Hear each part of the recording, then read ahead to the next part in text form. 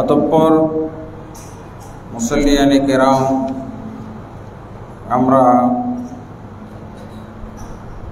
একটা ইলমি বিষয়ে খুতবা প্রদান করে আসছি। সেটি হল কিয়ামতের আলামত সমূহ। প্রত্যেকটা আলামতের মধ্যে আমাদের জন্য অনেক ইলমের ব্যাপার আছে, অনেক জ্ঞানের ব্যাপার আছে,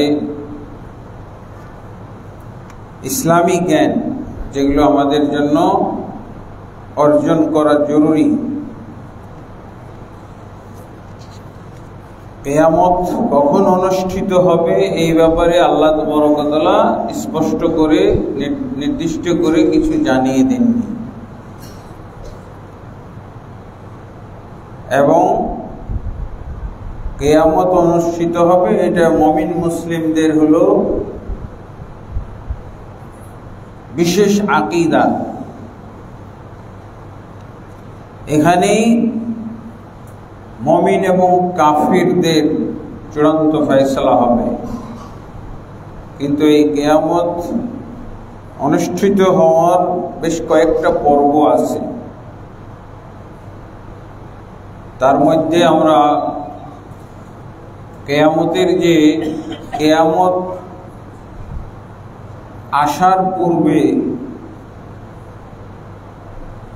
কিছু আলামত রয়েছে, ছোট আলামত এবং বড় আলামত, এইগুলোর উপরে আমরা আলোচনা করছি ধারাবাহিকভাবে। আজকে হয়তো তৃতীয় খুতবা শুরু হতে যাচ্ছে বা শুরু করেছি আমরা।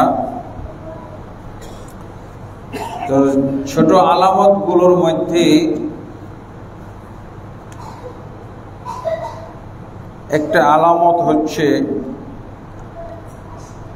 যুহুরুশ শিরকি বিহাযিল উম্মাহ, আর এটা প্রায় 25 নম্বর আলামত। ছোট আলামতগুলোর মধ্যে 25 নম্বর। আমরা হয়তো সিরিয়াল অনেক সময় বা নাম্বার বলি না, আজকে এটা 25 নম্বর আলামত, যুহুরুশ শিরকি বিহাযিল উম্মাহ। অর্থাৎ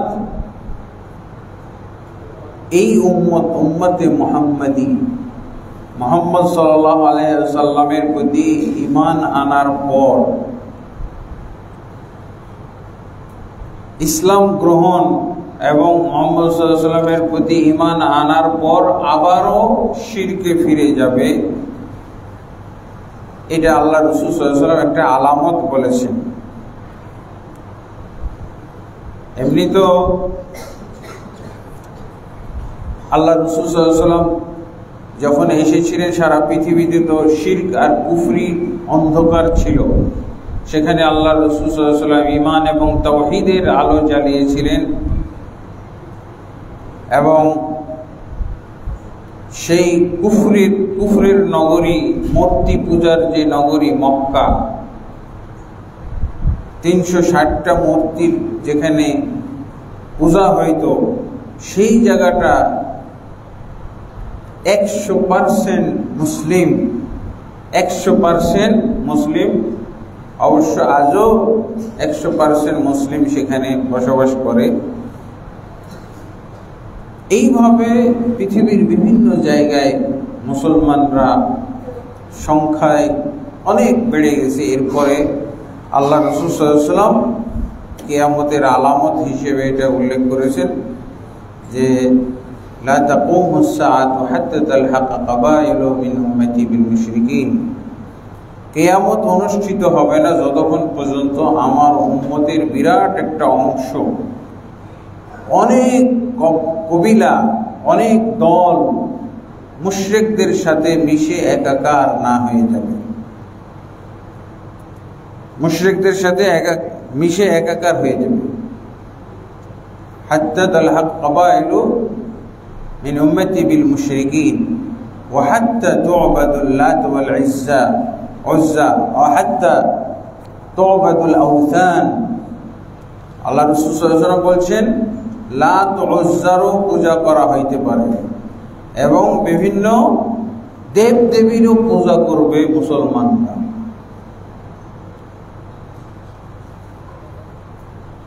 তা আমরা তো এগুলো দেখতে পাচ্ছি, এগুলোর প্রকাশ্য একটা রূপ দেখা যায় এই যে মাজার, কবর, দরগা, দরবার, জিন্দা পীর, মুর্দা পীর, এগুলো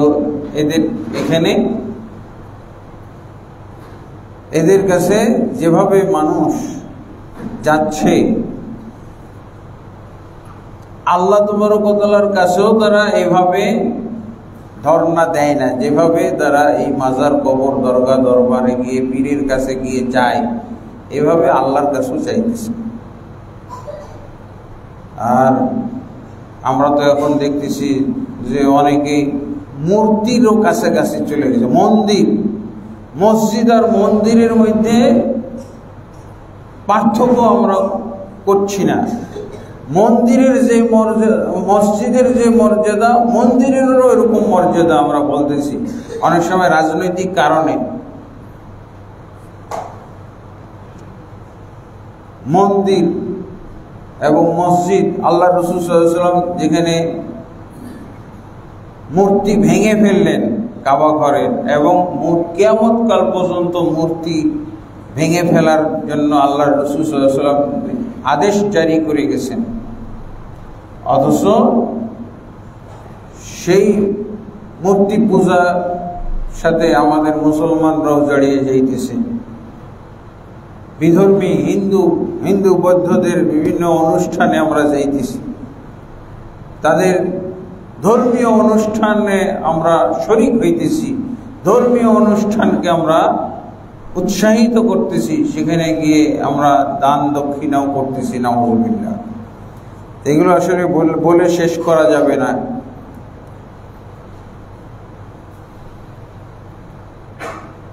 আমরা মূর্তি পূজা আর মাজার পূজা, এটার মধ্যে কোনো পার্থক্য নাই, বরং মাজার পূজাকে বলা যায় আরো নিকৃষ্ট। মূর্তি পূজার মাধ্যমে আমাদের ইসলাম ধর্মের তেমন ক্ষতি নাই, কারণ মূর্তি পূজা করতে যাচ্ছে না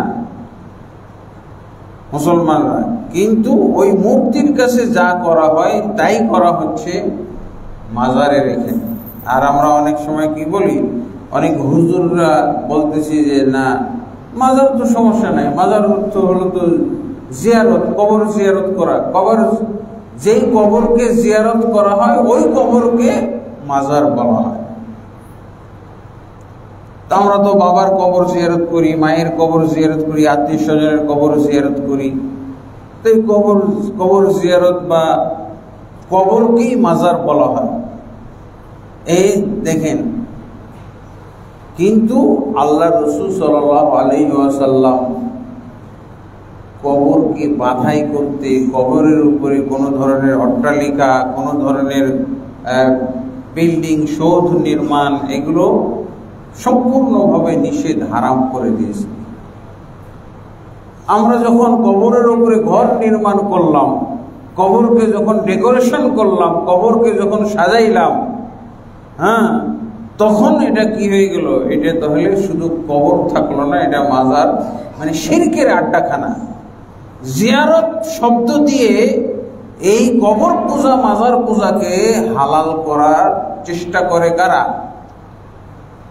এই লম্পট কতগুলো শিরক, মুশরিক মার্কা মুফতি। জিয়ারাতের সমস্যা নাই তো, জিয়ারাতের কোনো সমস্যা নাই, কিন্তু কি তুমি কি ওটাকে খালি জিয়ারা রাখছো নাকি? জিয়ারা মানে পরিদর্শন, কবর জিয়ারত করা, ওই অবস্থায় রাখছো নাকি? সাহাবীদের কবর, ওই যে 10,000 সাহাবী যে মদিনায় আছে, তাদের কবর কি কেউ পূজা দেয়? কেউ কি সিজদা করে? কেউ কি কিছু চাইতে যায়? কেউ চিনেও না। এইরকম হবে, এইরকম হবে কবর জিয়ারত। আমি এমন কবর জিয়ারত করব যেই কবর কোনো বাধাই করা হবে না। আর বাধাইকৃত যেগুলো কবর আছে, এগুলো জিয়ারত করতে যাবো বুলডোজার নিয়ে। এগুলোর নিয়ম হলো, যেই কবরগুলোর উপরে অট্টালিকা নির্মাণ করা হয়েছে, যেই কবরের উপরে এরকম ডেকোরেশন করা হয়েছে, যেই কবরের উপরে এরকম কি বলে বিল্ডিং করা হয়েছে, আকর্ষণীয় সব ঘর তুলে দেওয়া হয়েছে, এই কবরগুলো জিয়ারত করতে যেতে হবে বুলডোজার নিয়ে। রাসূলুল্লাহ সাল্লাল্লাহু আলাইহি ওয়াসাল্লামের যদি এরা উম্মত হয়ে থাকে, এই মুখের দোয়া নিয়ে যাওয়া যাবে না, বুলডোজার নিয়ে এইগুলো ধ্বংস করে ফেলতে হবে। কেন ধ্বংস করবো? এটা কি খতিবের বক্তব্য? রাসূলুল্লাহ সাল্লাল্লাহু আলাইহি ওয়াসাল্লাম বলছেন, লা তাদা কবরান মুশরিফান ইল্লা সাওয়াইতাহু, তুমি কোনো উঁচু কবর রাখবে না, একেবারে মাটির সাথে মিশিয়ে দিবে। দেখেন না কবরকে উঁচু করে তারপরে কত সুন্দর কাপড় দিয়ে, ডেকোরেশন করা কাপড় দিয়ে ঢেকে দেওয়া হয়, আবার ওগুলোতে সিজদা হচ্ছে। আল্লাহ রাসূল সাল্লাল্লাহু আলাইহি ওয়াসাল্লাম উঁচু কবর দেখলে, উঁচু কি আমরা করি না, তার মানে উঁচু কবরের অর্থ হলো যেই কবরকে বাঁধাই করা হয়েছে, যেই কবরের উপরে এরকম মসজিদের মতো ঘর তৈরি করা হয়েছে। নাউজুবিল্লাহ, অনেক মসজিদের মধ্যেই কিন্তু কবর দেওয়া হয়। তাহলে মুসল্লি কবর পূজা করতেছে, মসজিদের মধ্যে যদি কবর দেওয়া হয় ওই মসজিদটাই বাদ হয়ে গেল। যতক্ষণ পর্যন্ত এই কবর উচ্ছেদ না করা হবে, কবর উঠিয়ে ভেনিশ না করা হবে, ততক্ষণ পর্যন্ত এই মসজিদেই নামাজ পড়া হারাম, এই মসজিদেই ঢোকা যাবে না, এটাকে একেবারে ব্লক করে দিতে হবে। অথচ আমরা বেশি মজা পাই ওই মসজিদে নামাজ পড়ে যে মসজিদে মাজার আছে, ওলি আল্লাহর মাজার আছে।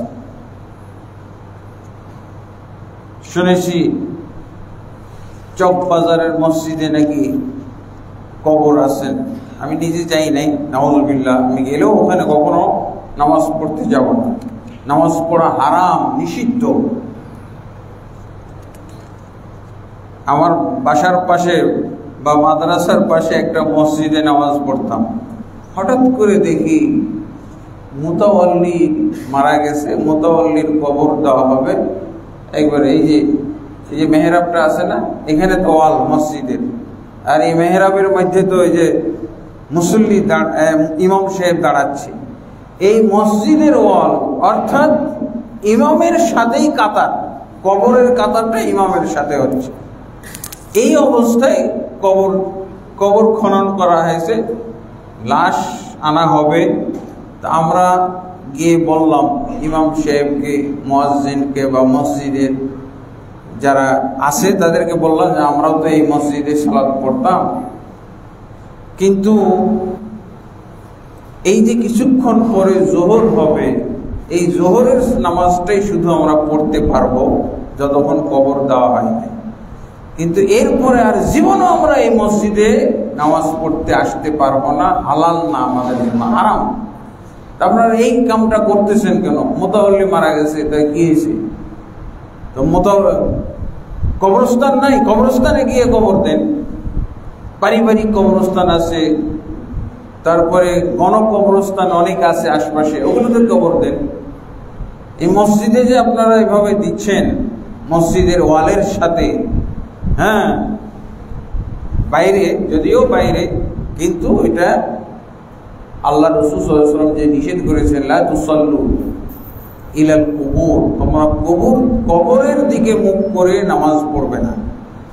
এখানে কবরের দিকে মুখ করে নামাজ পড়বে না, এর অর্থ হলো এমন মসজিদের এমন কাছাকাছি কবর দিবে না যাতে করে কবরস্থানকে আর মসজিদকে আলাদা বাউন্ডারি দিয়ে বিচ্ছিন্ন না করা যায়। মানে এমন কাছাকাছি দেওয়া হয়েছে যে কবরস্থানের বাউন্ডারি করার আর সুযোগ নেই। তাহলে এটাই মসজিদে কবর দেওয়ার অন্তর্ভুক্ত হয়ে যাবে। তো আমরা বললাম যে আজকে শুধু জোহরের সালাত আমরা পড়তে পারবো, আর জীবনও এই মসজিদে আসতে পারবো না, ঘোষণা দিয়েছে। ওরা বলছে যে আমরা ফতোয়া দিয়েছি, মানে এরকম কবর পূজারী মুফতিও আছে। কবর পূজারী মুফতির অভাব নাই এই দেশে। ওরা আবার তাবলিগ জামাত, তার মানে তাবলিগ জামাতও কবর পূজারী মাজার পূজারী মুফতি রয়ে গেছে।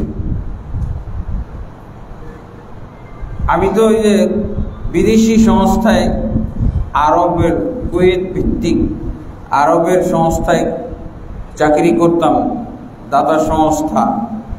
তো ওনাদের সাথে অনেক সময় সফর করতাম, বিভিন্ন ডিস্ট্রিক্টে গেছি, আমি সাথে থাকছি। যে কোনো মসজিদে সালাত পড়তে গেলে ওযুখানা টয়লেটে না গিয়ে ওই মসজিদের সামনের দিকে তারা দেখতে যায়, দৌড় দিয়ে আগে ওই দিকে যায়। আরব আলেমদেরকে, কারণ ওদের অভিজ্ঞতা হয়ে গেছে যে বাঙালিরা কবর পূজারী, এই দেশ হলো কবর পূজার দেশ। এই দেশে কবর পূজারীরা মসজিদের সাথে এরকম বেয়াদবি করে থাকে,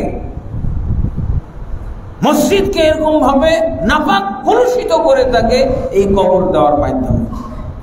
ওনারা কি মসজিদের ওযুখানায় না ঢুকে সামনে ডাইরেক্ট আগে সামনে দিকে দেখে কবর আছে কিনা, ওটা দেখতেই পাওয়া যায়। মুতাওয়াল্লি মনে হচ্ছে ও বা কমিটির দাতা বা অমুক সেক্রেটারি, মনে হচ্ছে এরা শুয়ে শুয়ে ওখানে নামাজ পড়বে। কাজী নজরুলের একটা গজল আছে এই কবর পূজার প্রতি উদ্বুদ্ধ করার জন্য, মসজিদের পাশে আমার কবর দিও ভাই। কাজী নজরুলের কবিতা বুঝে কিন্তু কোরআন বুঝে না, হাদিস বুঝে না, এই কেমন আজগবি মুসলমান।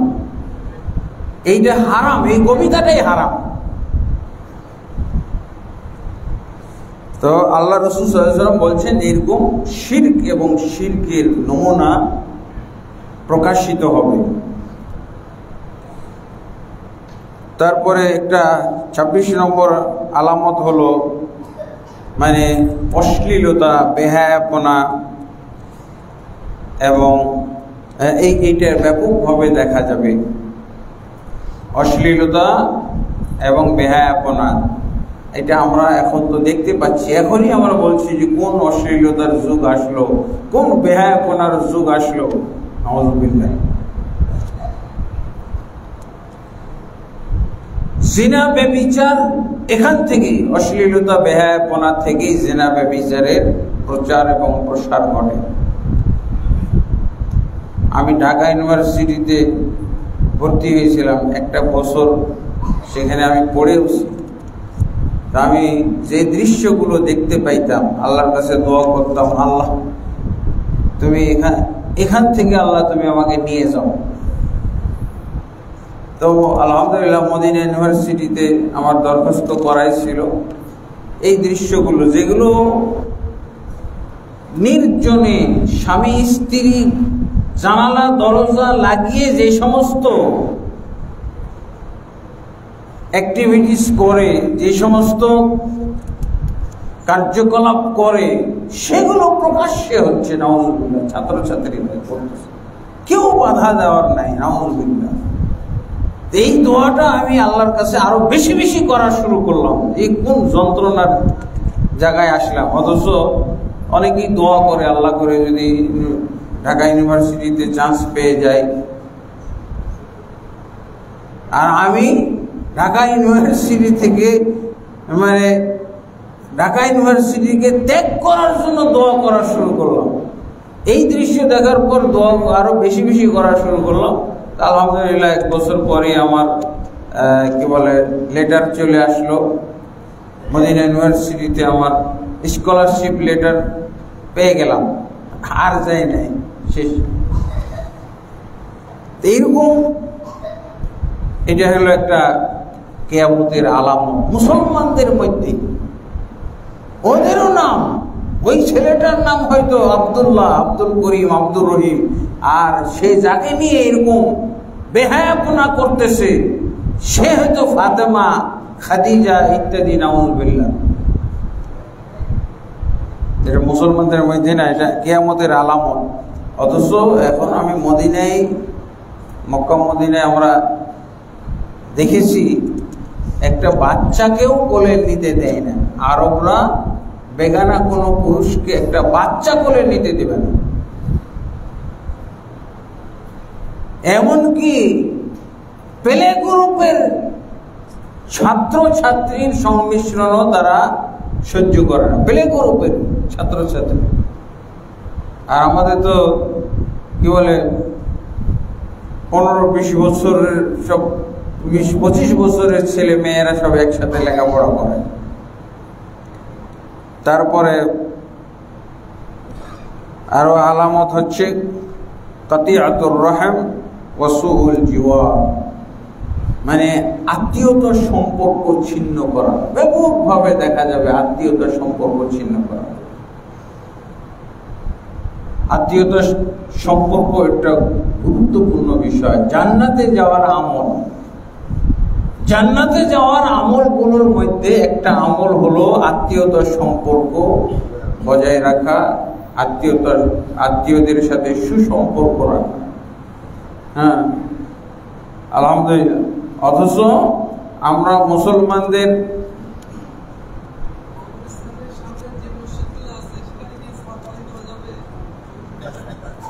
কবরস্থানের সামনে যে মসজিদ, যদি কবরস্থানের পশ্চিম পাশে থাকে, পিছনে কবরস্থান থাকে, তাহলে কোনো সমস্যা নাই। কিন্তু কবরস্থানকে সামনে রেখে যদি কবরস্থান আর মসজিদের মাঝখানে কোনো রাস্তা থাকে বা বাউন্ডারি থাকে, তাহলে সমস্যা নাই।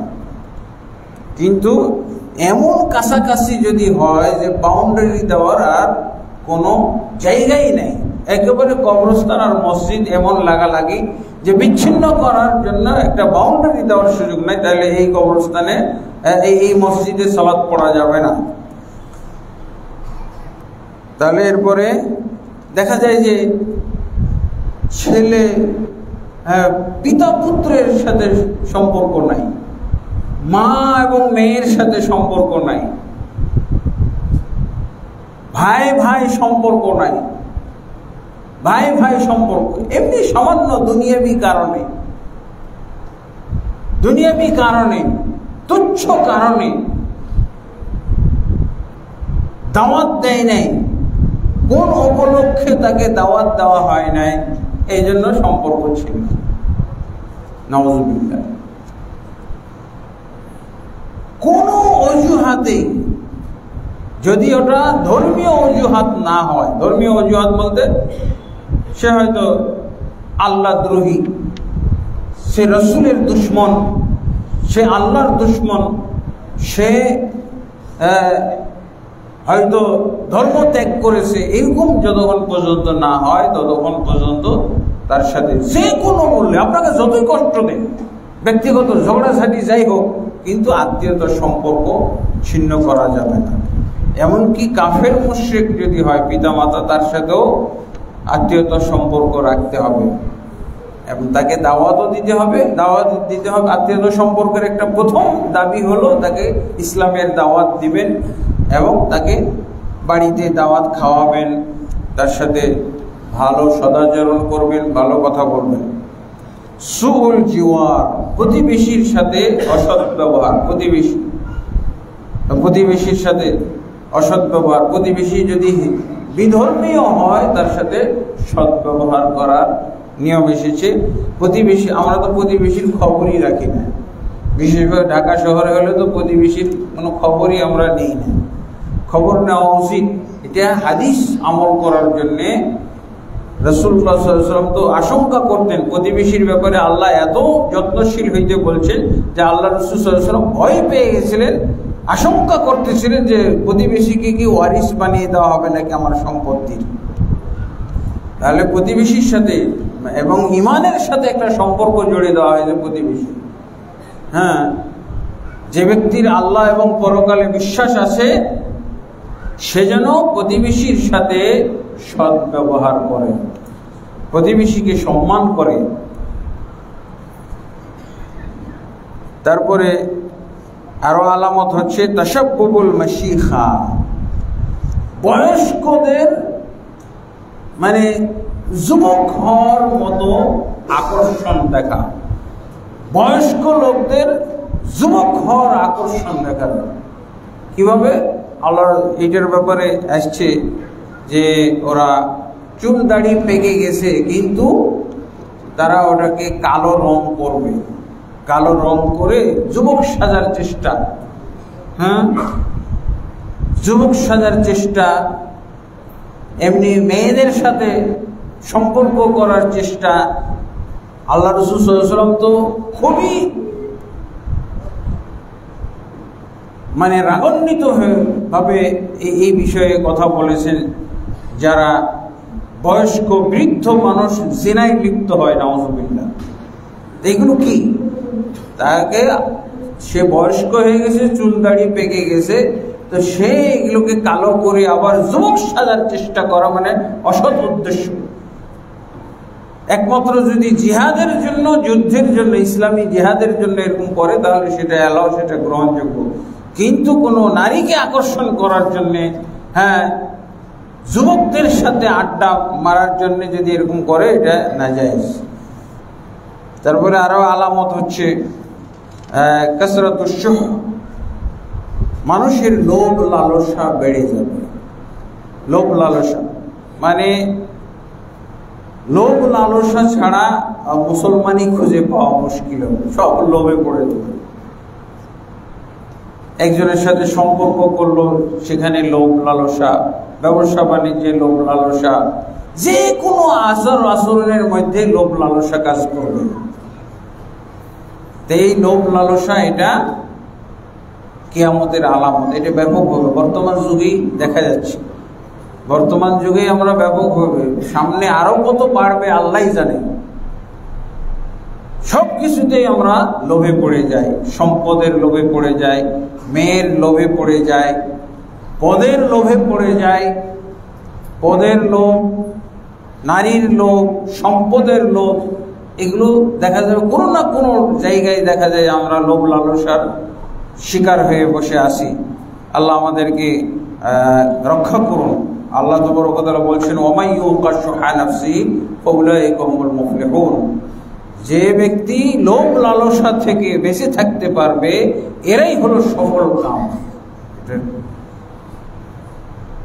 তারপরে আল্লাহ রাসূল সাল্লাল্লাহু আলাইহি ওয়াসাল্লাম আরেকটা আলামত বলছেন, কাসরাতুত তিজারা, মানুষের ব্যবসা বাণিজ্য ব্যাপকভাবে বরকত পাবে, ব্যবসা বাণিজ্যে উন্নতি হবে। দেখা যাবে যে একজন কাঁচা তরকারির ব্যবসা শুরু করেছিল, সে এখন কোটিপতি হয়ে গেছে। শুরু করেছিল হালকা কিছু দিয়ে, তার ব্যবসা এত বড় হয়ে গেছে কল্পনাই করা যায় না। আর তখন যখন ব্যবসা বাণিজ্যে এরকম ব্যাপকভাবে সে লাভবান হবে, আয় উন্নতি করবে, তখনই কিন্তু দিন ভুলে যাবে, আল্লাহকে ভুলে যাবে, ইসলাম ভুলে যাবে, আর তখনই সে ধ্বংস হয়ে যাবে। এরপরে আরেকটা আলামত হচ্ছে কাসরাতুজ জালাজিল, মানে ব্যাপকভাবে ভূমিকম্প দেখা যাবে। ভূমিকম্প আমাদের দেশে কম হয়, কিন্তু অন্যান্য দেশে তো ব্যাপকভাবে দেখা যাচ্ছে। এই ভূমিকম্পটা কিয়ামতের আগে বেশি বেশি করে হবে। এমনি তো জাপান, ইন্দোনেশিয়া, বিভিন্ন দেশে ব্যাপকভাবে হয় ভূমিকম্প, এবং আমরা প্রায় শুনি ক্ষয়ক্ষতির অবস্থা আমরা দেখতে পাই, কিভাবে বিল্ডিং বিধ্বস্ত হচ্ছে, কত লোক মরছে, মারা যাচ্ছে, হতাহত হচ্ছে। তো এটাও ছোট আলামতের মধ্যে, জুহুরুল খাসফ ওয়াল মাসখ ওয়াল কাযফ, এবং ব্যাপকভাবে ভূমিধস হবে। ভূমিধস এই যে কয়েকদিন আগেই তো, গতকাল না পরশু দিন, কি বলে, ব্যাংককে হঠাৎ করে একটা রাস্তা 160 ফিট নিচে চলে গেল, গাড়ি টাড়ি সব, মানুষ তো খুবই আতঙ্ক, চিল্লাচিল্লি করতেছে। এরকম ভূমিধস আমরা প্রায় দৃশ্য দেখে থাকি, এইগুলো এই বর্তমান যুগে যে সোশ্যাল মিডিয়ার মধ্যে যেখানেই যা ঘটতেছে এগুলো আমাদের চোখের সামনে নিয়ে আসা হচ্ছে, আমরা দেখতে পাচ্ছি। আল্লাহ রাসূল সাল্লাল্লাহু আলাইহি ওয়াসাল্লাম তখন এটা থিওরিক্যালি বলেছিলেন, ওয়াহির মাধ্যমে জেনে তিনি বলেছিলেন ভবিষ্যৎবাণী এগুলো কিয়ামতের আগে এগুলো দেখা যাবে এবং বাস্তবে আমরা দেখতে পাচ্ছি। খাসফ, তারপরে বলছেন মাসখ হবে। মাসখ মানে বিকৃতি, মানে মানুষের আকৃতি বিকৃতি ঘটবে, মানুষের আকৃতির বিকৃতি ঘটবে। এটা দুইভাবে বলা হয়েছে। একটা হলো বাহ্যিকভাবে দেখা গেছে যে একটা মানুষ পশুতে রূপান্তরিত হয়ে গেছে। এর আগে তো কোরআনে আমরা পড়েছি যে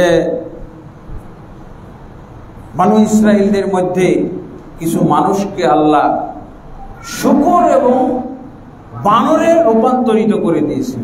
আজও কিন্তু হচ্ছে, আমরা এগুলো দেখতে পাই, জানতে পারি। বর্তমান এই যে সোশ্যাল মিডিয়ার কারণে আমরা দেখতে পাইতেছি যে অমুক ইসলামের বিরুদ্ধে কথা বলার কারণে, অমুক কোরআনের সাথে অবমাননা করার কারণে, অমুক ইসলামের সাথে কি বলে ইসলামকে কটাক্ষ করার কারণে, বেয়াদবি করার কারণে আল্লাহ তাকে বিকৃত করে দিয়েছে।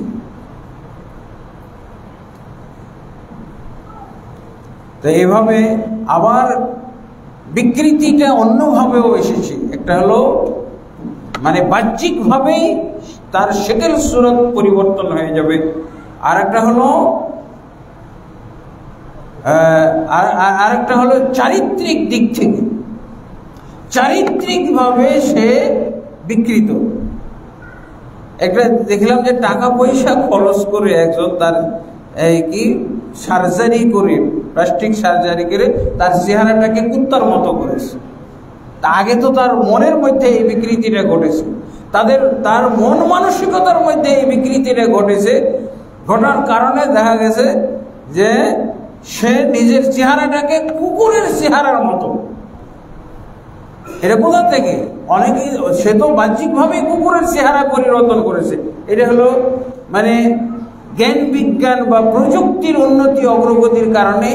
এই ঈমান না থাকলে, জ্ঞান বিজ্ঞান এবং প্রযুক্তি দ্বারা আমরা ঈমান থাকলে উপকৃত হব, দুনিয়ার উন্নতি অগ্রগতির ক্ষেত্রে আমরা উন্নতি সাধন করব, আমরা তাল মিলিয়ে চলব। কিন্তু এটা কোন ধরনের এই প্রযুক্তি? সে প্রযুক্তি ব্যবহার করে কি হয়ে গেল, নিজের চেহারাটাকে কুত্তার চেহারায় রূপান্তরিত করেছে, টাকা পয়সা খরচ করে। নাউযুবিল্লাহ, তাকে কুকুর এত ভালো লাগছে। আর এটা তো সে বাহ্যিকভাবে করেছে। অনেকেই দেখা যায় যে কুকুরের চরিত্র, তার চরিত্রটা কুকুরের মতো, পশুর মতো হয়ে গেছে চরিত্র। এই যে পশ্চিমাদের মধ্যে আমেরিকা, ইউরোপ এবং যাদের এদের কাছে আমরা কি দেখি, এদের মধ্যে আমরা পশুর স্বভাব পুরোটাই এসে গেছে। এমনকি পশুর সাথে বিবাহ হইতেছে। এর ফ্রেন্ড হলো কুকুর। এই মহিলা পশ্চিমা দেশে আমরা কুকুর কি শুনি, কুকুরের সাথে, কুকুর তার স্বামী। আর এমনি তো আমরা শুনি সমকামিতা তো আছেই, স্বাভাবিক হয়ে গেছে আমাদের দেশেও, চেষ্টা চলতেছে। নাউযুবিল্লাহ। এগুলো হলো মন মানসিকতার বিকৃতি, মন মানসিকতা, রুচির বিকৃতি।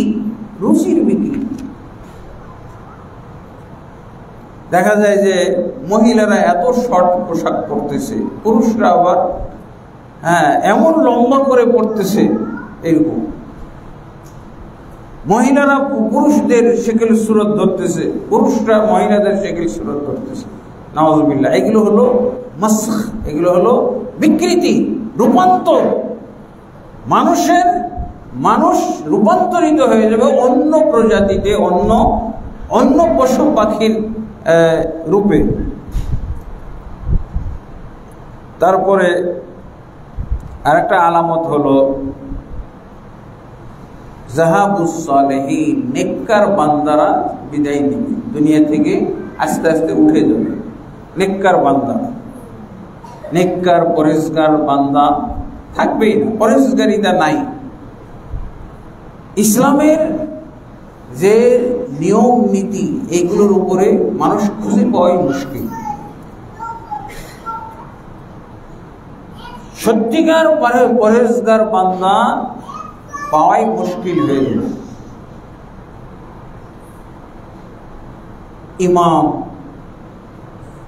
ইমাম পাওয়া যায় না, অনেক গ্রামে আছে ইমাম নাই, অনেক মসজিদ আছে ইমাম নাই, খতিব পাওয়া যায় না। যদি খতিব না আসে তাহলে বিরাট মুশকিল, জোহরের নামাজ পড়তে হবে। খতিব যদি না আসে, আর পরেজগার তো খতিব ছাড়াও হইতে পারে।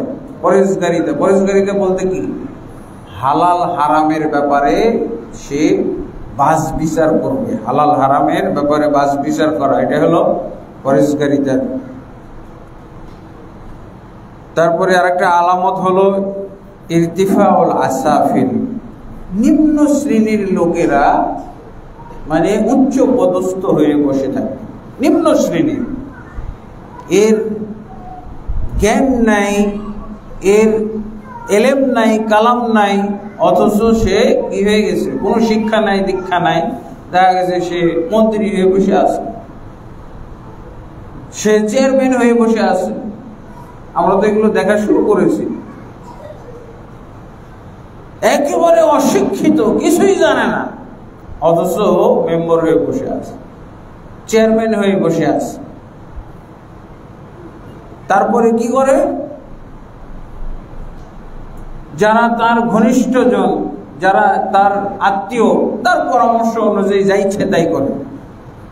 মহিলা পর্যন্ত হয়ে যেতেছে আর কি। অথচ মহিলাদের ব্যাপারে কি বলা হয়েছে, মহিলাদের কোনো জায়গায় নেতৃত্ব চলবে না, একমাত্র পরিবারে। স্বামী যখন না থাকবে তখন সন্তানদের নেতৃত্ব দিবে কে, মা। বাবা যখন নাই তখন সন্তানদের নেতৃত্ব দিবে মা। ছেলেকে শাসন করবে, মেয়েকে শাসন করবে। এইটাই পরিবারের বাইরে আর কোথাও মহিলাদের নেতৃত্ব এলাও না, জায়েজ নাই। কারণ কত পর্দা করতে হবে, নেতৃত্ব দিলে তো বেপর্দা হইতে হবে, বেপর্দা হইতে হবে না। পরপুরুষের সাথে তাকে মিশতে হবে, সংমিশ্রণে যেতে হবে। দেখা যায় যেগুলো ঘটছে। তারপরে আল্লাহ রাসূল সাল্লাল্লাহু আলাইহি ওয়াসাল্লাম আরেকটা আলামত বলছেন, তাকুন আত-তাহিয়াতু লিল মা'রিফা, মানে সালাম দেওয়ার ক্ষেত্রে একটা কিয়ামতের আলামত। আমরা সালাম দিই না, আসসালামু আলাইকুম রাহমাতুল্লাহ, আসসালামু আলাইকুম রাহমাতুল্লাহ। সালাম দেওয়া হবে পরিচিত লোককে, পরিচিত সম্মানী এলাকার মধ্যে সে হলো পদস্থ লোক, পদধারী ব্যক্তিকে সালাম দেওয়া, অথবা সে পরিচিত লোককে শুধু সালাম দেয়। পরিচিত লোক, পরিচিত অপরিচিত, মুসলমান হলো অপরিচিত কাউকে সালাম দেয় না। কাকে দেয়, সে যাদেরকে চিনে শুধু তাদেরকেই দেয়। এটা একটা কিয়ামতের আলামত। এটা তো চর্চা হচ্ছে আমাদের মুসল্লিদের মধ্যে, তাই না? অথচ রাসূলুল্লাহ সাল্লাল্লাহু আলাইহি ওয়াসাল্লাম শিশুদেরকে আগে সালাম দিতেন। কেন? তাহলে শিশুরা শিখবে। শিশুদেরকে সালাম দেওয়া, মহিলাদেরকে সালাম দেওয়া, বাড়িতে সালাম দেওয়া। বাড়ির থেকে বের হবেন তখন সালাম দিয়ে বের হবেন, বাড়িতে ঢুকবেন তখন সালাম দিয়ে ঢুকবেন। আর আল্লাহ রাসূল সাল্লাল্লাহু আলাইহি ওয়াসাল্লাম বলছেন, আলামান আরাফতা ওয়া মান লাম তা'রিফ, তুমি সালাম দিবে, যাকে চিনো তাকেও দিবে, যাকে চিনো না তাকেও সালাম দিবে। তাহলে সালামের বিস্তার, এটাও কিন্তু একটা জান্নাতে যাওয়ার আলাম। আফসুস সালাম, তোমরা সালামের বিস্তার ঘটাও, প্রচার প্রসার করো। ইমাম মুসল্লিদেরকে সালাম দিবে, মুসল্লিরা ইমামকে সালাম দিবে। এমন নয় যে শুধু মুসল্লিরা ইমামকে সালাম দিবে, ইমাম মুসল্লিদেরকে সালাম দিবে না, এটা হবে না। ইসলামের নিয়ম, রাসূলুল্লাহ সাল্লাল্লাহু আলাইহি ওয়াসাল্লামের নিয়ম হলো এই প্রতিযোগিতা করতে হবে কে আগে সালাম দিতে পারে। আমি উত্তর দেওয়ার পার্টি হবই না, আমি যেন সালাম দেওয়ার আগে সালাম দেওয়ার আমি পক্ষ হই। আমি সালাম গ্রহণকারী বা সালামের উত্তরদাতা পক্ষ না হই, আমি সালাম প্রদানকারী পক্ষ হব। এটা যদিও সালাম দেওয়াটা হলো সুন্নাহ আর জবাব দেওয়া হলো ওয়াজিব, কিন্তু এই ক্ষেত্রে সুন্নাতে সওয়াব বেশি, ওয়াজিবে সওয়াব কম। এটা একটা এমন বিধান যে সালাম দেওয়ার ক্ষেত্রে সুন্নাহ পালনের সওয়াব বেশি ওয়াজিব পালনের চাইতে। সালাম দেওয়াটা হলো সুন্নাহ, কিন্তু যখন সালাম দেওয়া হলো তার উত্তর দেওয়াটা হলো ওয়াজিব। ইযা হুয়িতুম বিতাহিয়াতিন ফাহাইয়ু বিআহসানা মিনহা, যখন তোমাদেরকে সালাম দেওয়া হয় তখন তোমরা অবশ্যই তার উত্তর দিবে ঠিক অতটুকুই দিবে যতটুকু সে বলেছে, অথবা তার চেয়ে সুন্দর করে, তার চেয়ে ভালোভাবে। এটা আমাদের বন্ধ করতে হবে। পরিচিতকেই শুধু সালাম দিব, এই সংস্কৃতি আজ থেকেই বন্ধ। এই কিয়ামতের আলামত থেকে এই শিক্ষাটা আসলো। আর আমি প্রথম পক্ষ হব, সালাম দানকারী, সালাম প্রদানকারী হব, সালামের উত্তর দানকারী হব না। কারণ কয়েকটা ব্যাপার আছে, যে আল বাদিউ বিস সালাম বারিউম মিনাল কিবর, যে আগে সালাম দেয় এই ব্যক্তি অহংকার থেকে মুক্ত। আল্লাহ তাকে অহংকার মুক্ত করেছেন, এটা একটা আলামত। আর অহংকার মুক্ত হইলেই তো আপনি জান্নাতে যাইতে পারবেন না। যার মধ্যে অহংকার থাকবে, এই উত্তর গর্হিতা, উত্তরের তিনি শুধু সালাম নেবেন, এই পক্ষ যদি হয়, এই পার্টি হয়, তাহলে বিপদ আছে। হ্যাঁ, আর আমাদের দেশে সালামের তো প্রচলনই দেখা যায় না। সালাম দিলেই উল্টা মনে করে যে মনে কোনো স্বার্থে আসছে, মানে চান্দা নেওয়ার জন্য আসছে। হুজুর সালাম দেয় কেন? আবার নাউজুবিল্লাহ, এইগুলো হলো কিয়ামতের আলামত। এই আলামত, এগুলো হলো নিকৃষ্ট আলামত। এই আলামতগুলো আমরা শিক্ষা গ্রহণ করব, এখান থেকে ইলম গ্রহণ করব। ইলতিমাসুল ইলম ইনদাল আসাগিরি, বাচ্চাদের কাছ থেকে ইলম অর্জন করা। এই হুজুর ভালো লাগে না আমার, হুজুরদের আমি পছন্দ করি না, এই ইমাম খতিব এদের আমি পছন্দ করি না। পছন্দ করে কি? নতুন মডেলের কিছু আলেম তৈরি হয়েছে, প্যান্ট শার্ট টাই লাগিয়ে, এমনকি টাকরার নিচে কাপড় হইলে আরো ভালো হয়, এদের কাছ থেকে ইলম নাও। জেনারেলি শিক্ষিত। আবার আরেকটা নতুন ধারা শুরু হয়েছে, না হুজুরদের কাছ থেকে ইলম নেওয়াই যাবে না।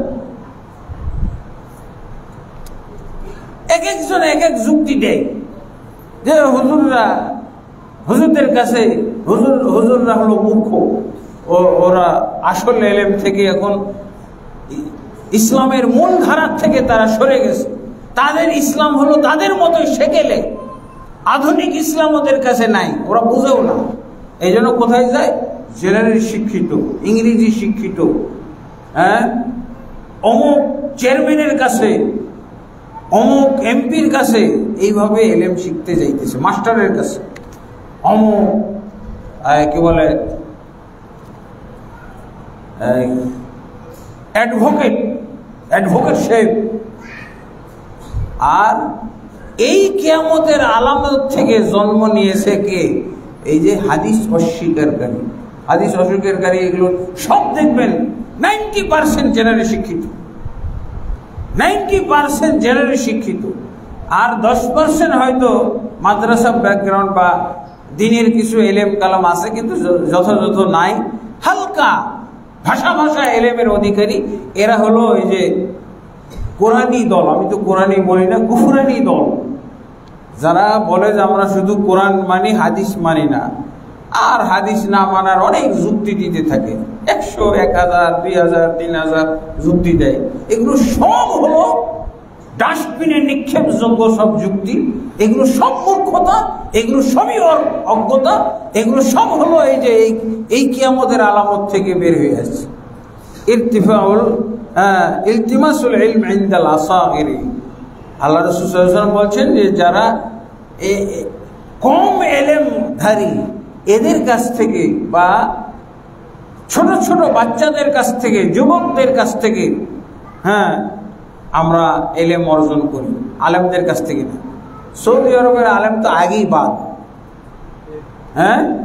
কি ওরা রাজতন্ত্রের কি ধ্বজাধারী, রাজতন্ত্র তারা কি বলে,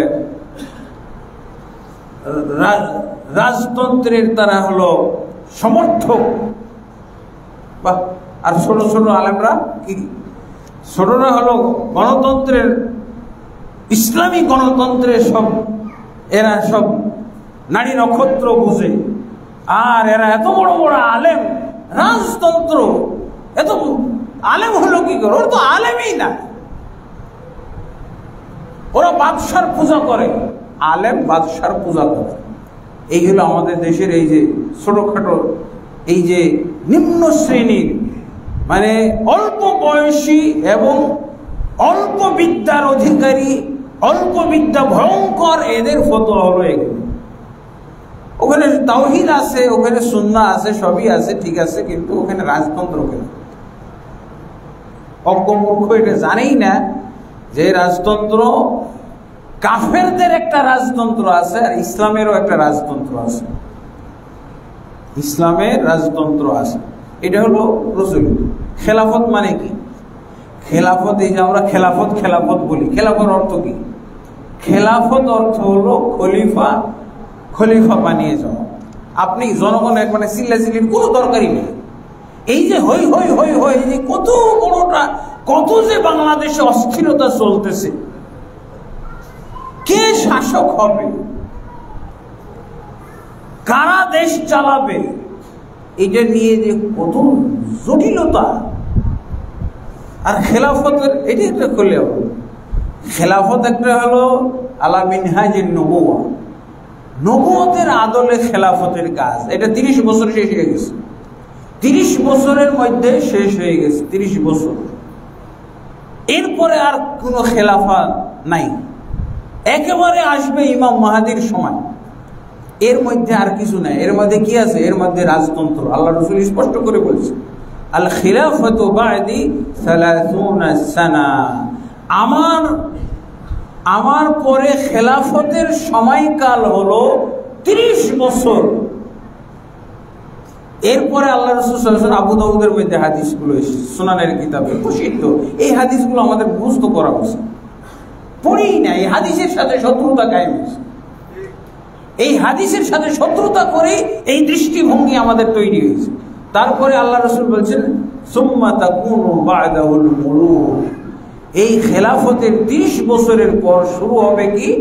মুলুক, মানে রাজতন্ত্র। রাজতন্ত্র শুরু হবে। আল্লাহ রাসূল কি নিষেধ করেছেন, হারাম করেছেন? হ্যাঁ, রাজতন্ত্রের আল্লাহ রাসূল সাল্লাল্লাহু আলাইহি ওয়াসাল্লাম 2 প্রকার বলেছেন। একটা হলো স্বৈর রাজতন্ত্র, আর একটা হলো আদল ভিত্তিক রাজতন্ত্র। আদল মানে কি? ইসলামকে তারা সংবিধান করে, কোরআন এবং হাদিসকে সংবিধান বানিয়ে, কোরআন এবং হাদিসের আলোকে তারা শাসন করবে।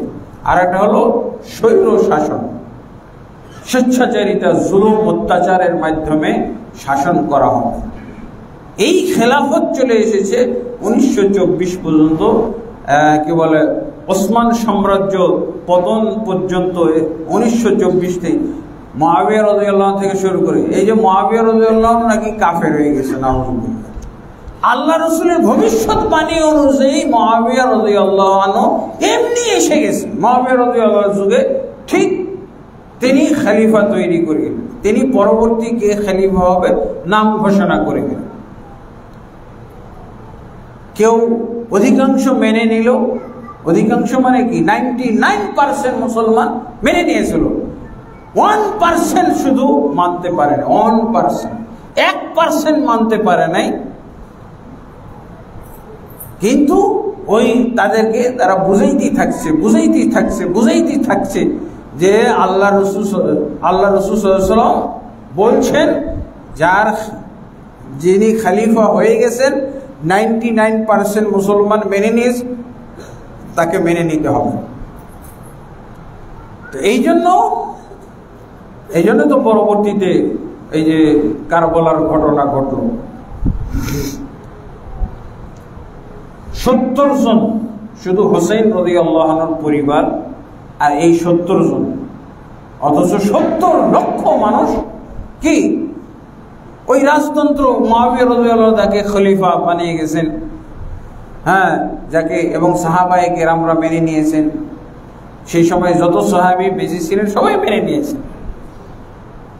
শুধু হোসেন রাদিয়াল্লাহু আনহুর সাথে যে 70 জন এসেছিল, তাও তো যুদ্ধ করতে আসে নাই বেচারা। কি ছিল? উনি দুইটা টার্গেটে এসেছিলেন। একটা হলো যে কুফাবাসী, ইরাকবাসী, এরা এখনো ওই ইয়াজিদ বিন মুআবিয়াকে তারা মালিক, রাজা মানে নাই, বাদশাহ হিসেবে গ্রহণ করে নাই, হ্যাঁ, খলিফা হিসেবে গ্রহণ করে নাই। হোসেনকে তারা বাদশাহ বা খলিফা হিসেবে মানবে, অতএব তিনি এসেছেন। কিন্তু ঘটনা যখন উল্টে গেছে যে না, তাকে তার নেতৃত্ব মানার মতো আর কোনো লোকই নাই, মাত্র ওনার সাথে যে কয়জন আছে এই 70 জন, তখন তো উনি কি বললেন? তখন উনি আহলুস সুন্নাহ ওয়াল জামাত, উনি বললেন যে আমি সিরিয়ায় চলে যাব, আমি সিরিয়া গিয়ে ইয়াজিদের সাথে বোঝাপড়া করবো, তোমরা আমাকে ছেড়ে দাও, আমি সিরিয়া চলে যাই। এই তো বলেছিল। উনি কি তাহলে ইয়াজিদের কাছে যাইতে চাইলো কেন? ইয়াজিদের সাথে সমঝোতা করবে। এবং কোন বর্ণনা, এগুলো হলো সহিহ বর্ণনা। আর শিয়া বর্ণনা যেগুলো আমাদের দেশের হুজুররা মুখস্থ করে রেখেছে, আমাদের দেশের মুসলমানরা মুখস্থ করে রেখেছে, এগুলো হলো শিয়া বর্ণনা। আর সহিহ বর্ণনা হলো ইয়াজিদ হোসেন রাদিয়াল্লাহু আনহু বলেছিলেন যে আমি চলে যাব, আমি সিরিয়ায় যাব, ইয়াজিদের সাথে আমি বসে সমঝোতা করব। এটা মদিনাতেও বলে এসেছিলেন এবং এখানেও পরিস্থিতির শিকার হয়ে বলেছিলেন আমি যাব, কিন্তু তাকে যেতে দেওয়া হয়নি। এইটা হলো অন্যায়।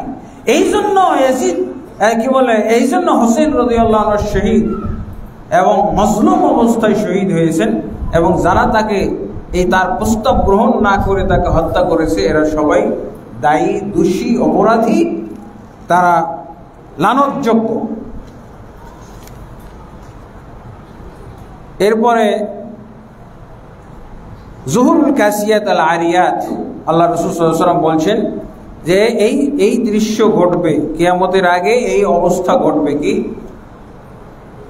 কাপড় পরা উলঙ্গ। সাহাবায়ে কেরাম সেই যুগে বুঝে নাই, কাপড় পরেও উলঙ্গ মহিলা আবির্ভাব ঘটবে, এটা আমরা দেখতে পাচ্ছি, তাই না? কাপড় পরা অবস্থায় উলঙ্গ। আল্লাহ রাসূল সাল্লাল্লাহু আলাইহি ওয়াসাল্লাম এদেরকে কাপড় পরা উলঙ্গ বলছে। কাপড় পরা মানে নামে মাত্র কাপড় পরা। আর কি কাসিয়াত আল আরিয়াত আমরা এখন দেখছি, তার মানে মুসলিম মহিলাদের মধ্যে কাফের মহিলারা উলঙ্গ চলতেই পারে, কাফেরা মহিলা ওরা তো চলতেই পারে, কিন্তু মুসলমানের মধ্যে, মুসলমানদের ভিতরে এই যে কাপড় পরা উলঙ্গ মহিলা আমরা ব্যাপকভাবে দেখতে পাচ্ছি। নাউজুবিল্লাহ, অনেক মুসল্লির ফ্যামিলির মধ্যেও আছে। এগুলো আমার আয়াত, এই ধরনের তো মহিলা থাকার কথা না। আর আমরা সাধারণত যদি এই মুসল্লিদের মধ্যেও হয়তো আদাবর মসজিদে, এই যে বাইতুল মামুর মসজিদেও নামাজ পড়তেছে, এরকম মুসল্লি পাওয়া যাবে, আপনি তার বিবাহ অনুষ্ঠানে জানবেন, ওর বিয়ের অনুষ্ঠান অথবা ছেলের বিয়ের অনুষ্ঠান দেখবেন কতগুলো কাপড় পরা উলঙ্গ মহিলা আসছে। মুসলমানদের বিবাহ, এমনকি সহিহ আকীদা আহলুল হাদিস, এদের বিবাহ অনুষ্ঠানে আপনি দেখবেন এই কিয়ামতের আলামতটা দেখতে হলে আপনি বিবাহ অনুষ্ঠানে চলে যান। একজন মুসলমানকে আপনি সহিহ আকীদা, একজন আহলুল হাদিসকে আপনি আহলুল হাদিস রুচি সহকারে বলতে পারবেন, হ্যাঁ, অথবা আপনার রুচি হবে না বলার জন্য যদি ওর বিবাহ অনুষ্ঠানে যান। বিবাহ অনুষ্ঠানে কি পাওয়া যায়? বিবাহ আমাদের বাংলাদেশের অধিকাংশ বিবাহ অনুষ্ঠানগুলোতে আপনি এই দৃশ্যটা কিয়ামতের এই আলামতটা স্পষ্ট দেখতে পাবেন। মানে কাপড় পরা উলঙ্গ মহিলার তামাশা চলতেছে। এটা দুই ধরনের, তিন ধরনের হইতে পারে। একটা হলো এমন টাইট পোশাক পরেছে, হ্যাঁ, আবার অনেক সময় দেখা যায় স্কিনের রঙের পোশাক পরেছে, বুঝাই যায় না, উলঙ্গই বোঝা যায়। ও এটাই চাচ্ছে যে আমি উলঙ্গই থাকি, কিন্তু এই উলঙ্গের মধ্যে যদি গভীরভাবে দেখে তাহলে না না না না, এ তো উলঙ্গ না।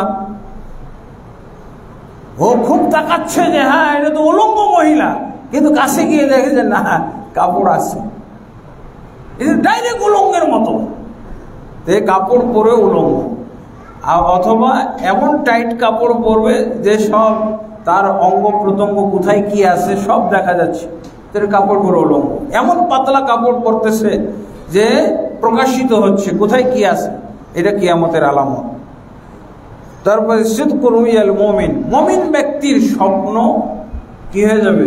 সত্যই পরিণত হওয়া। মুমিন ব্যক্তির স্বপ্ন সত্যে পরিণত হয়ে যাওয়া, এগুলো ব্যাপকভাবে দেখা যাবে। মুমিন বলতে আর কি সত্যিকার মুমিন যারা, তাদের স্বপ্নগুলো দেখা যাবে যে প্রায় সঠিক হয়ে যাচ্ছে। কাসরাতুল কিতাব ওয়া ইন্তিশারুহা, মানে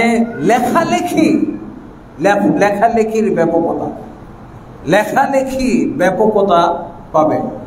এমন মানুষ লিখতে শিখবে, হ্যাঁ, একটু কিছু হলেই দিল।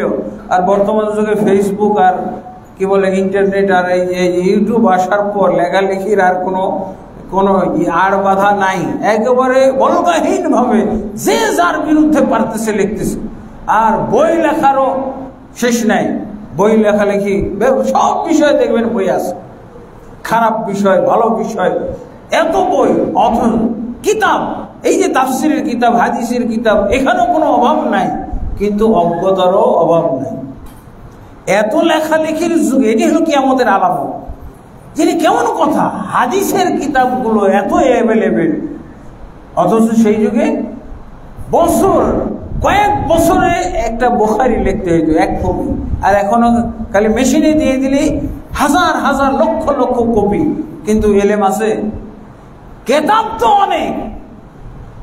আগে একটা কিতাব ছিল, এক এলাকায় একটাই কিতাব। এখন চাইলে আপনি প্রত্যেকটা একবারে কুতুব সিত্তা, সিয়া সিত্তা যেটাকে বলে, সবগুলো হাদিসের কিতাব আপনার বাড়িতে থাকতে পারে। এত কিতাবের ছড়াছড়ি, এই যে গেটে দেখেন কিতাবের ছড়াছড়ি এমন ভাবে। আগে তো আপনার লাইব্রেরিতে যাইতে হতো, এখন আর মসজিদের গেটে। কিন্তু কিতাব কিনছে না, কিন্তু কিতাব পড়ে কেউ উপকৃত হচ্ছে না, এলেম অর্জন করতে যান। সবাই তো আলেম হয়ে যাওয়ার কথা, যেহেতু গেটের মধ্যেই কিতাব বিক্রি হচ্ছে। সহিহ বুখারী আছে, মুসলিম আছে, তাফসির আছে, অমুক ইসলামী জ্ঞানের কিতাব আছে, কত মাসলা মাসাইলের কিতাব আছে, ফতোয়ার কিতাব আছে। কিন্তু এর মধ্যে অজ্ঞতারও আপনি হিসাব নিকেশ করে দেখেন, আগের যুগের চাইতে বর্তমান যুগের অজ্ঞতা কত বেশি। সুন্নত নিয়ে কি, সুন্নতকে অবহেলা করা, রাসূল সাল্লাল্লাহু আলাইহি ওয়াসাল্লামের ছেড়ে যাওয়া সুন্নতকে অবহেলা করা, এইটা কি? মানুষ জিজ্ঞেস করে রফুল এদেন না করে নামাজ পড়লে কি হবে না? আরে রফুল এদেন করলে কি হবে এটা জিজ্ঞেস করে না, না করলে কি হবে। মানে ওর উদ্দেশ্য হলো সুন্নতটা পালন ও করবে না। আচ্ছা, আমি যদি পায়ে পা না মিলাই তো কোনো ক্ষতি আছে? জিজ্ঞেস করে না পায়ে পা মিলাইলে উপকারটা কি? ও করবে না দেখে বলতেছে যে কি আছে। আমি যদি হাত না বাঁধি, স্বরগুলোই অন্যরকম, মানে উল্টা পাল্টা। মানে সুন্নতকে, অথচ রাসূলুল্লাহ সাল্লাল্লাহু আলাইহি ওয়াসাল্লাম সুন্নতকে জীবিত করার নেকি, সাহাবীদের আমল, 50 জন সাহাবী এই আমলটা সেই যুগে করলে যে সওয়াব পাইতো, যেই যুগে সুন্নত নিয়ে এরকম মানুষের অবহেলা চলতেছে, সুন্নতের মূল্যায়ন নাই, সুন্নত মরতে বসেছে, এই সময় যদি একটা সুন্নতকে জীবিত করে 50 জন সাহাবীর সওয়াব পাওয়া যাবে। এমনকি কোন কোন বর্ণনা আছে 50 জন শহীদ সাহাবীর সওয়াব পাওয়া যাবে। ব্যাপকভাবে মানুষ মিথ্যাবাদী, মিথ্যা কথা বলবে এবং যাচাই বাছাই ছাড়া কথা বলবে। এটা হলো কিয়ামতের একটা আলামত। এটা শুরু হয়েছে না? এটা কি ভালো জিনিস? মিথ্যা কথা বলা কি ভালো? মিথ্যা কথা তো আর রাসূলের যুগে কিন্তু সবাই মিথ্যা বলে। ইমাম বলে, মুয়াজ্জিন বলে, মুসল্লি বলে, পরেজগার বলে, নেতা বলে, নেত্রী বলে, সব মিথ্যা ছাড়া নাই। আমাদের দেশের রাজনীতি তো শুধু 100% মিথ্যার উপরে কায়েম। 100% মিথ্যা এবং বিকৃতি এর উপরে চলতেছে। আল্লাহ তাবারক ওয়া তাআলা আমাদেরকে এই সমস্ত আলামতের যেগুলো আমাদেরকে সতর্ক করা হয়েছে ধর্মীয় ক্ষেত্রে, এগুলোর ব্যাপারে যেন আমরা সতর্ক সাবধান হই এবং যেগুলো ভালো আলামত সেগুলো যেন আমরা বেশি বেশি করে চর্চা করি। আল্লাহ তাবারক ওয়া তাআলা সেই তৌফিক আমাদেরকে দান করুন। আল্লাহুম্মা আমিন। আস্তাগফিরুল্লাহ লি ওয়া লাকুম ওয়া লিসাইরিল মুসলিমিন আস্তাগফিরুল্লাহ ওয়া রাহিম।